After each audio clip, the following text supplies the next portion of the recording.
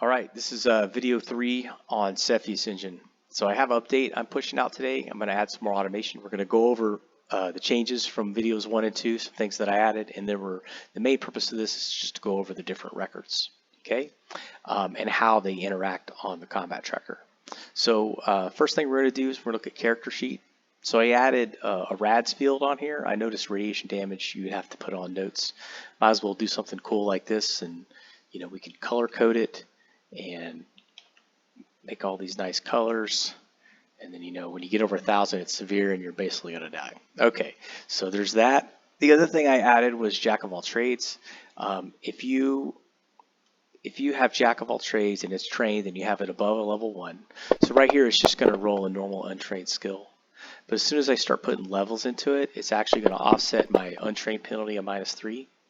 Okay, and I can actually go all the way up to 4. It's not going to do anything. It's just basically going to stops at 3, but it zeroes it out. So it makes your untrained not as bad. So it's actually a really cool skill. So I added that automation in there. If I untrain it and I roll it, it's obviously going to be back to -3. Okay, so we're going to go look at CT changes now. I'm going to close her out for now. So first thing that you have on this right-click menus, we have some effects I added. You can delete the different effects. I'm not going to do that because I want to use this one. But I also have initiative. And so I have roll NPC initiatives, roll all initiatives, and all NPCs aware. Okay, so aware. If something or a party is aware of the other group, then it's equivalent to rolling a 12 plus their dex modifier. Okay, so there's a couple ways you could do this. You could say if all the NPCs are aware, you can just do that. If only some of the players and some of the characters are aware, I had a little button here, so I can just click that, and then if I roll all initiatives, she gets a 13 because her dex modifier is 1. Okay, and if I unclick that and I roll, hopefully she doesn't roll a 12. What did I do? I want to roll all initiatives. She gets a 10, right? She rolled a d12 or a d6, 2d6. Okay, so those are the changes I made to the combat tracker with regard to the menu button. All right, we're going to go look at the NPC record. All right, so in the go by I gave you, there's 2 NPCs. There's Douglas Doug Quaid and the T-1000. He is a human. You can put anything in this block, any kind of alien species, mutants, whatever. The only thing that's going to change the way this record looks is if you put a robot or android. And what it does is it adds structure hull and structure max. The hit point field still is on here, but it just doesn't need to be filled out. Okay, so if I add these to the combat tracker, you're like, oh, that's cool. It actually is going to do something different. So if I had Doug first, you could see he has his AC, he's got his skills he can roll, okay? If I roll his laser, I get, it adjusts the effects. Let's get a success.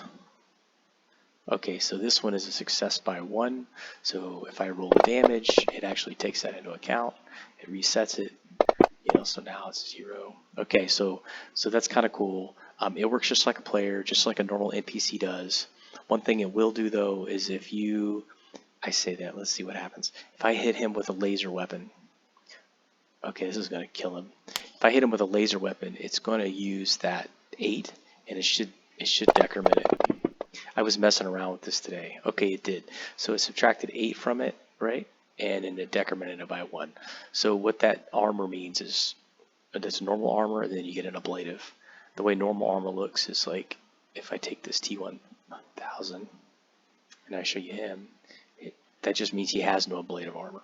So if you hit him with an energy weapon, it's just going to full damage. So you can see they're both NPCs, but when I drop this little sub window, it actually gives me this hull and structure. So this will have the effects here, still have their abilities to roll. And then additionally, when I hit the defensive side, now I have this. Okay, so robots, drones, vehicles, they have this hit table. So if you have a robot that's like the alien guy, he's like an android. He's really kind of a NPC, but he's an android. I would probably make him up like Quaid here. And if you have something like a lifter droid that runs out and he's like pulling, like he works in a mine or something, right? It's non-sentient, not real important. I would roll it like this. Okay, that's probably how I would handle it, but I'm just showing you the difference here. So what's cool about this is if I take this and I drop it on the robot, it changes the wounds to what the current hit is, and it just resets every time, and it tells you he has a single hit. So then you just go and you just hit the location, and it's a weapon or limb. Let's just say it's a limb. You double click it, and it tells you exactly what it is. Okay, so pretty neat. If you'll notice there's no armor down here. So if you roll armor on a robot, drone, or vehicle, it's automatically going to decrement the armor here or the protection, depending on what it was. It just does it automatically. It knows what it is. It doesn't do that for spaceships. Okay, spaceships actually have a little armor field here. They work a little bit differently, and I think I already showed that in a different one, the first video. All right, so just be aware of that. If I were to roll a 7, let's see how long it takes me to roll a 7. A 7 is armor.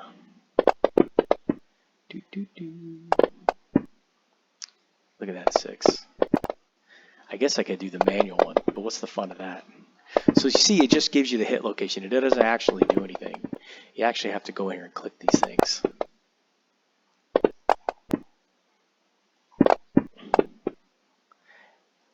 This is funny.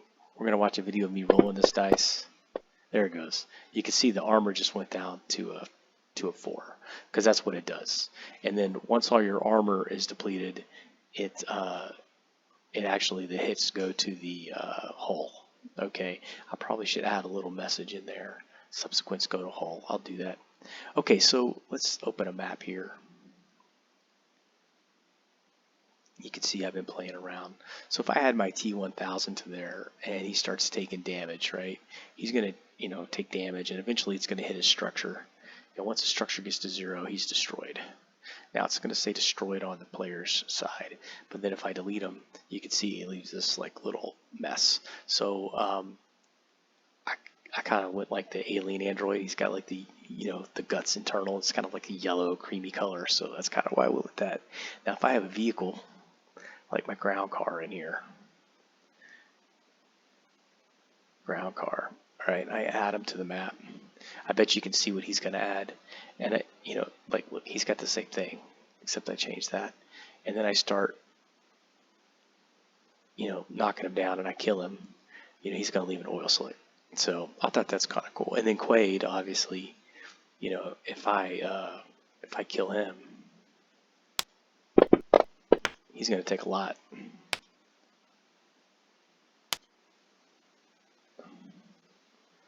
What's happening? There we go. Oh, it wants me to drag it off. Man, we need a big weapon. Oh yeah, that's a big one right there. See how it lowered his ablate? Do you see how his ablation is going down each time? I think that's kind of neat. All right, so we're just gonna. How many hit points does this guy have? All right, 45.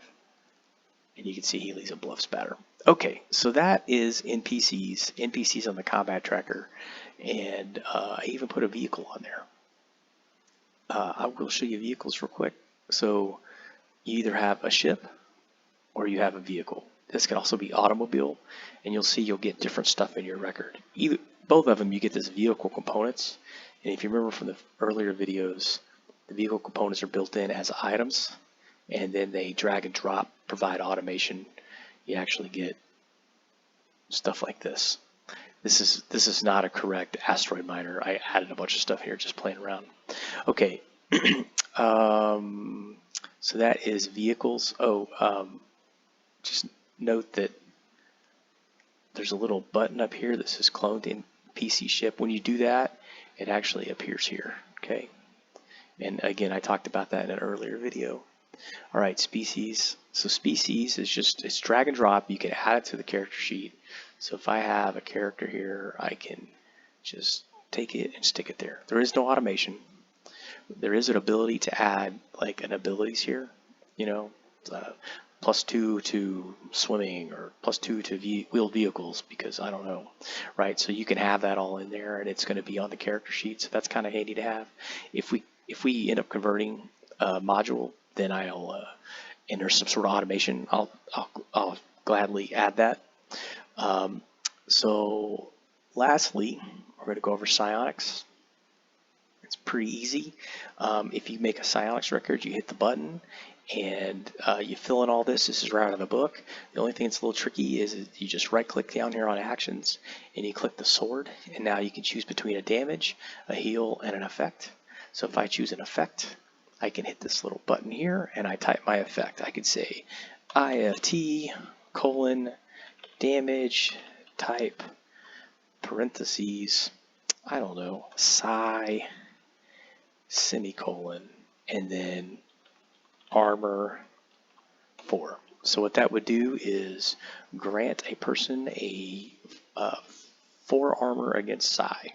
Okay, and it's going to appear like that. And we're going to call this psi shield. And we're going to say it's a, I don't even know what the types are. All right, and then if I open her up and I drag my psi person there, it's going to pop in its own place, and there's my effect, right? And I should be able to drag this effect over there. I already have one on her, so I'm not going to do it. But that's how that works. So if I roll, now it's using her effect here, so let's, all right, so I rolled my telekinesis. I had a 14. That gives me a 4 effect or 6 effect. So now because this is 1d6 plus effect. So now if I roll this, I have 7 psi damage. If I drag this to her though, it's only going to do 2 because I have this CT effect there, right? If I take it off and I drag it, it's going to apply it all. Okay, so pretty neat. So that's how that works. Heals work the same way.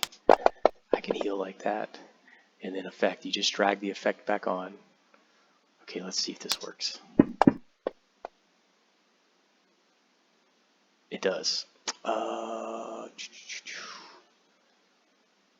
Oh yeah, because that's armor 4. Yep. So it was 1d6 plus 6, and then it's +2. We got an effect there. So that is how psi rolls work. If you have any questions, you could just post them here on YouTube or on the forums. If you are interested in developing products, I had a question about it, then just let me have your name. And I'm trying to, there's a lot of people that write books for this, and we're trying to kind of reach out and figure out who wants to get their stuff developed and who really doesn't. And so if you're interested, just let me know, and we could use some help. All right, thanks.